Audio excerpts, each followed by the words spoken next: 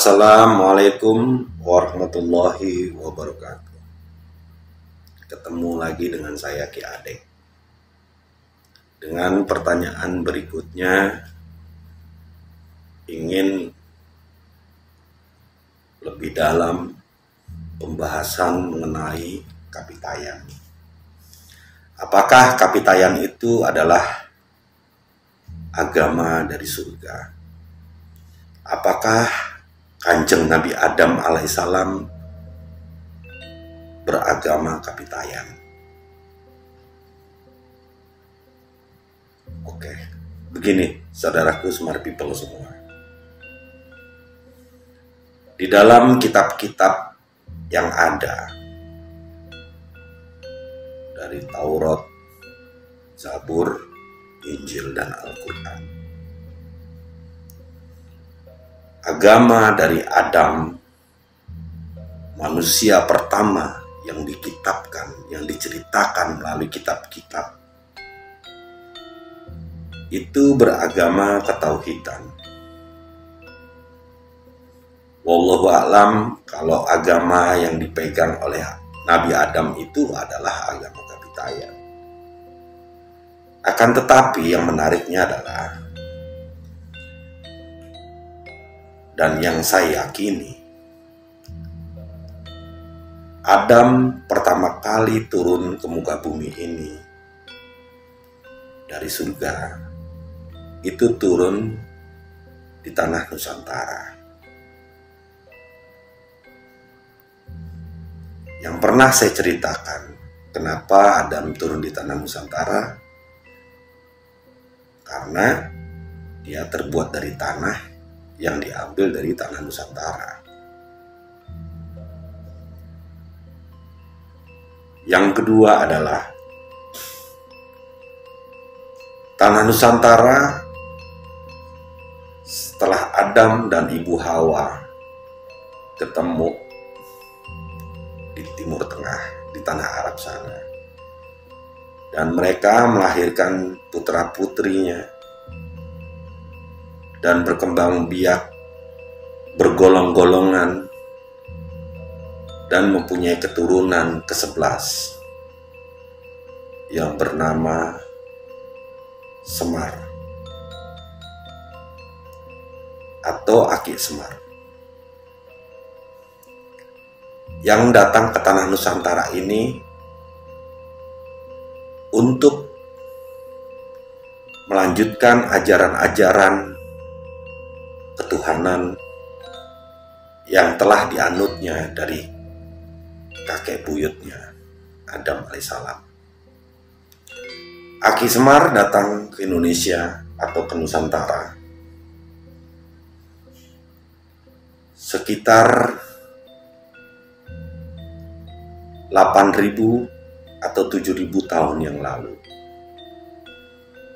di mana manusia-manusia di Nusantara ini banyak yang ingkar karena tidak mengetahui siapa Tuhannya. Dengan sabar dan kesaktian Ki Semar, beliau dapat memberikan wejangan-wejangan yang baik, tutur kata yang baik, bahasa-bahasa yang baik, membuat para leluhur Nusantara mengikuti ajaran kapitayan atau ajaran ketuhanan, yang dianggap saat itu Tuhan itu bernama Sang Hyang Taya, yang maha tak terlihat, seperti awang-awang kosong. Bahkan ajaran-ajaran Ki Semar saat itu, dengan cara bikin sedekah-sedekahan yang sampai sekarang juga masih ada di tanah Nusantara ini, yang disebut dengan tumpengan, melakukan makan sama-sama, ngobrol sambil makan-makan, sambil bersyukur kepada Sang Pencipta atas anugerah makanan, hasil panen, hasil bumi, hasil laut yang diterima. Itu disebut tumpengan. Akan tetapi, tidak semua manusia Nusantara itu yang mau taat. Ada juga yang enggak. Mereka melakukan ritual-ritual penyembahan setan yang dianggap oleh Ki Semar itu melakukan tumbal. Kebalikan dari tumpeng. Begitu mulianya ajaran Kapitayan di tanah Nusantara ini. Sebelum ada agama-agama impor dari India, dari Cina, dari Timur Tengah, dari Eropa mungkin. Sudah beribu-ribu tahun Kapitayan itu terus ada di tanah Nusantara.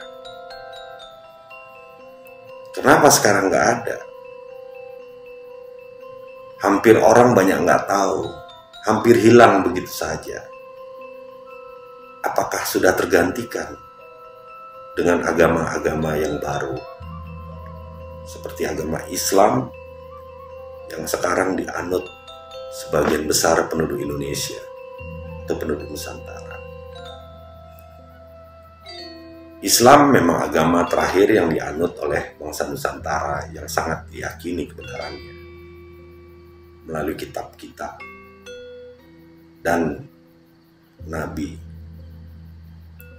Tetapi agama Kapitayan sebagai simbol budaya bangsa Nusantara jangan dilupakan. Karena simbol-simbol budaya Kapitayan banyak ditiru oleh bangsa-bangsa lain. Bahkan bangsa-bangsa lain dengan rela dia berkorban datang ke tanah Nusantara hanya ingin belajar, ingin mengetahui seberapa jauh tentang Kapitayan. Setelah Ki Semar tidak ada dan agama Kapitayan makin lama makin pudar, datanglah sosok wanita yang bernama Dewi Keturah atau Siti Keturah atau Kenturah dalam bahasa Ibrani. Dia adalah nabi ketiga dari Ibrahim alaihissalam yang sangat diyakini bahwa Dewi Kenturah ini memegang kunci dari ajaran Nabi Ibrahim alaihissalam. Karena sebelum wafat Nabi Ibrahim, beliau memanggil istri pertamanya Siti Sarah dan anaknya. Lantas beliau memanggil Siti Hajar bersama anaknya dan menanyakan, setelah saya mati nanti, siapa yang kamu sembah? Kata Nabi Ibrahim alaihissalam. Dan jawaban anak dan istrinya serta cucunya sangat memuaskan beliau. Lantas dipanggillah istri yang ketiga,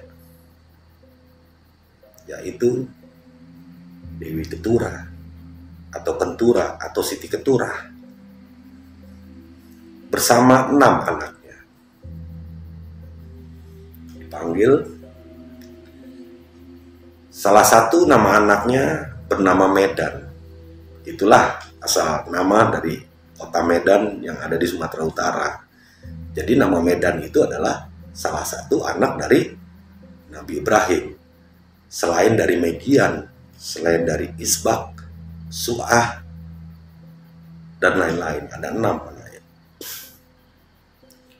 Tapi tidak ada yang tahu apa isi wasiat dari Nabi Ibrahim alaihissalam kepada Siti Dewi Keturah atau Siti Keturah. Setelah Nabi Ibrahim alaihissalam wafat, istri ketiganya, Dewi Keturah, datang ke tanah Nusantara beserta 6 anaknya. Kalau kita bilang pulang kampung, dia pulang kampung ke Nusantara karena memang beliau orang Nusantara. Dari mana sih? Dari Jumpa, Aceh. Dari situlah beliau berasal, daerah Jumpa. Karena Keturah dalam diartikan dalam bahasa Indonesia berarti wangi-wangian atau dupa. Saya juga kurang paham maksudnya wangi-wangian itu, apakah beliau memang sangat harum baunya atau hanya sekedar nama aja. Karena pada zaman saat itu wangi-wangian, dupa, menyan, cendana, gaharu, semuanya dari tanah Nusantara. Bahkan barus, pengawet mayat raja-raja Mesir kuno, itu dari Nusantara, dari kota Barus di Sumatera Utara juga.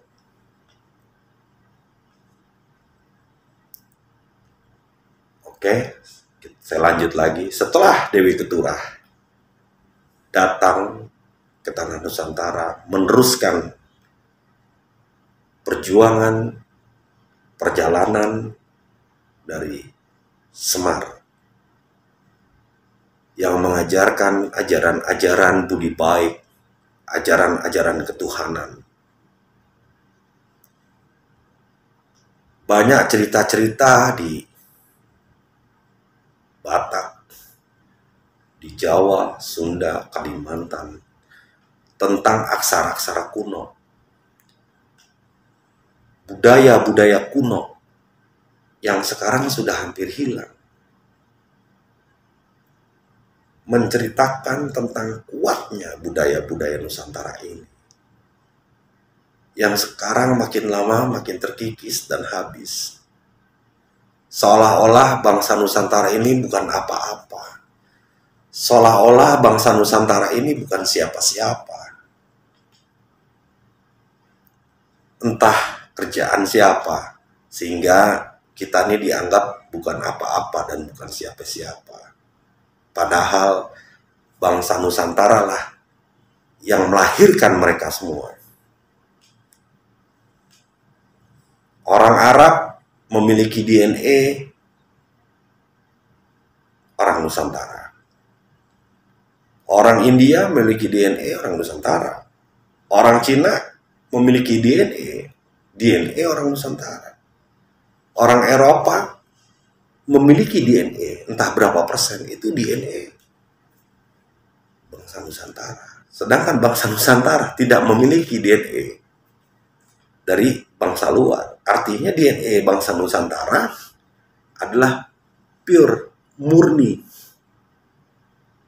Itulah mengapa saya sebut bangsa Nusantara adalah bangsa yang berbudaya tinggi dan bangsa pertama kali. Setelah Siti Keturah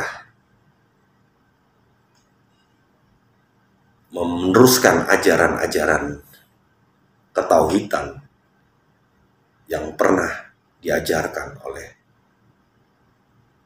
Semar, sehingga zaman berganti lagi, zaman terus bergulir. Dan yang terakhir yang meneruskan ajaran dari Siti Keturah adalah Sulaiman. Sulaiman diwasiatkan oleh orang tuanya. Orang tuanya adalah sosok raja gunung sosok raja hebat, penakluk gunung, penakluk burung-burung, yaitu Daud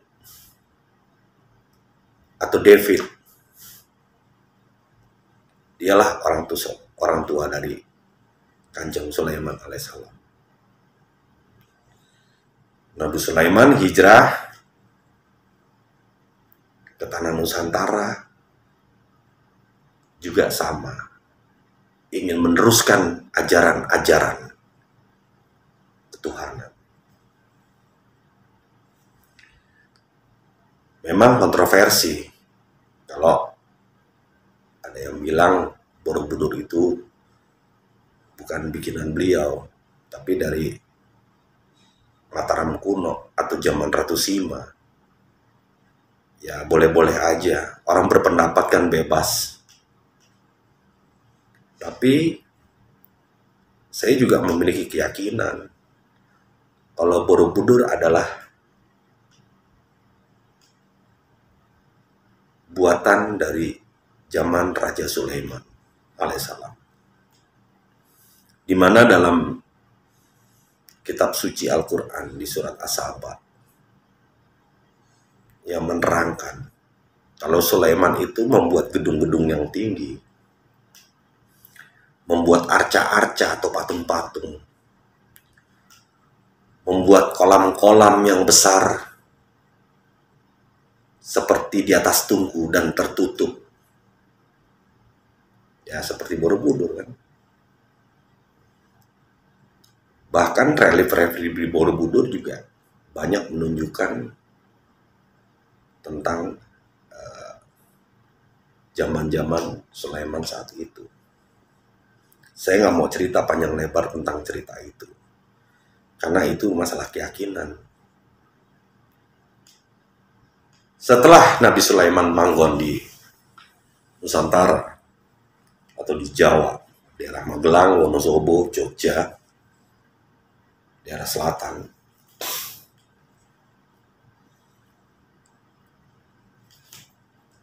setelah itu bangsa Nusantara yang sangat kuat budayanya, yang sudah tersohor ke mancanegara, sehingga banyak pendeta-pendeta dari luar Nusantara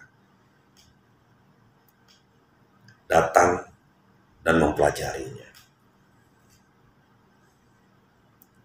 Sehingga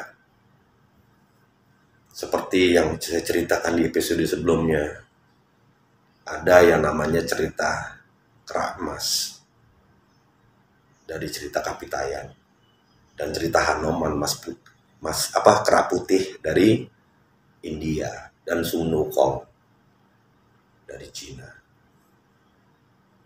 Itulah cerita sekilas tentang Kapitayan. Masih banyak lagi sebenarnya yang masih saya ceritakan, cuman waktunya nggak mencukupi.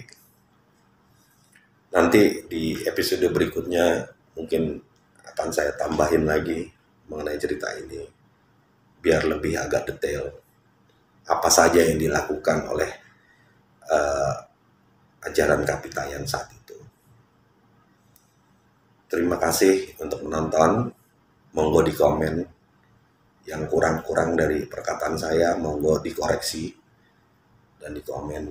Saya terima kasih sebesar-besarnya, dan saya mohon maaf kalau ada kata-kata dari mulut yang penuh dosa ini salah berbicara.